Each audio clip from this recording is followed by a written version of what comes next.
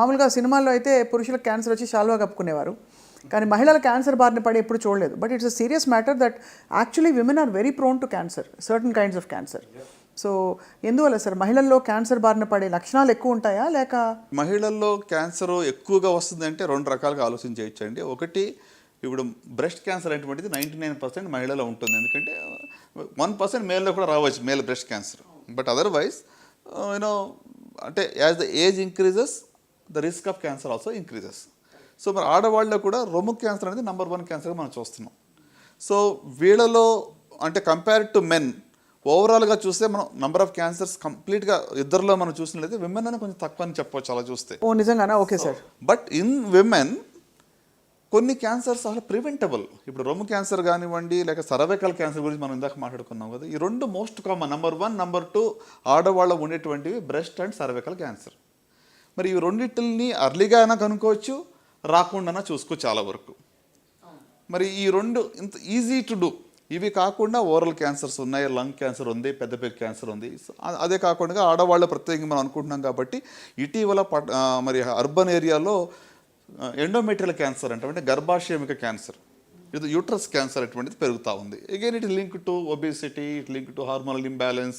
So అంటే మన root cause మళ్ళీ మనం ఫుడ్ లేకపోతే మన లైఫ్ స్టైల్కి వచ్చేస్తున్నాం. అదే అదే అదే అర్థమైంది. సో కనుక ఇక యూట్రస్ క్యాన్సర్ అనేది సంఖ్య పెరుగుతుంది, ఓవరియన్ క్యాన్సర్ పెరుగుతూ ఉంది, అట్లనే మరి బ్రెస్ట్ అండ్ సర్వికల్ క్యాన్సర్ అన్నీ కూడా ప్రివెంటబుల్ అంటున్నారు చాలా వరకు. అంటే మోస్ట్ ఇప్పుడు ఓరల్ క్యాన్సర్ ప్రివెంటబుల్. ఆడవాళ్ళు కూడా పల్లెటూరులో మీరు చూస్తే టొబాకో చూయింగ్ కానీ స్మోకింగ్ కానీ చాలా ఇటీవల ఆడవాళ్ళని స్మోకింగ్ కొత్తగా స్మోక్ చేసేవాళ్ళు ఆడవాళ్ళు కూడా ఎక్కువ మంది కనబడుతూ ఉన్నారు. అంతే కదా. సో కనుక ఐ స్ట్రాంగ్లీ ఫీల్, నేను అనుకున్నది ఏంటంటే at least most common cancers, oral cancers, breast, cervical cancer, వీటిని మనం డెఫినెట్గా తగ్గించగలుగుతాం. అండ్ మీరు 40 సంవత్సరాలు దాటిన వాళ్ళందరూ కూడా పరీక్షలు చేయించుకోవాలి సార్ యాన్యువల్గా?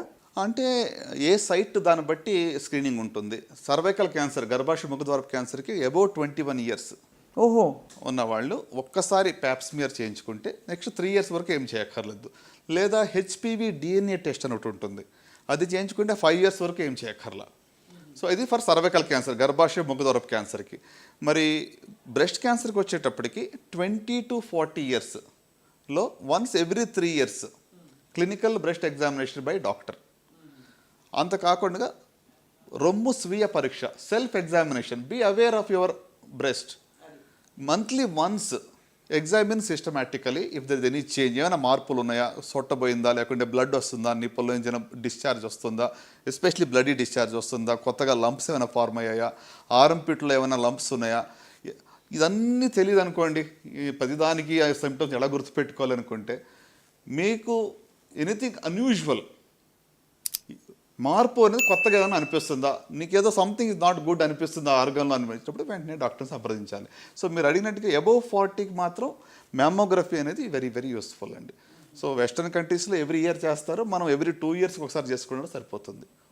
అంటే మ్యామోగ్రఫీ వల్ల అడ్వాంటేజ్ ఏంటంటే మీకు చేతికి తగలి లంపు ఒక 0.5 సెంటీమీటర్ కానీ లేకుంటే 1 సెంటీమీటర్ ఉన్నా కూడా దాన్ని అది కనిపెట్టేస్తాం. నేను అదే అడగబోయాను, అంటే జస్ట్ స్వీయ పరీక్ష సరిపోతుందా, మ్యామోగ్రఫీ అందరికీ చేయాలని మీరు చెప్పారు. అదే చేస్తాడు. అంటే సెల్ఫ్ ఎగ్జామినేషన్ యంగ్ విమెన్లో మ్యామోగ్రఫీ పెద్దగా పనిచేయదు. లెస్ దాన్ 40లో బ్రెస్ట్ డెన్స్గా ఉన్నప్పుడు మ్యామోగ్రఫీలో క్లియర్గా ఐడెంటిఫై చేయలేం. సో అందుకు 20 to 40లో self examination is the best tool, simplest tool. So after 40 mammography డెఫినెట్గా హెల్ప్ చేస్తుంది.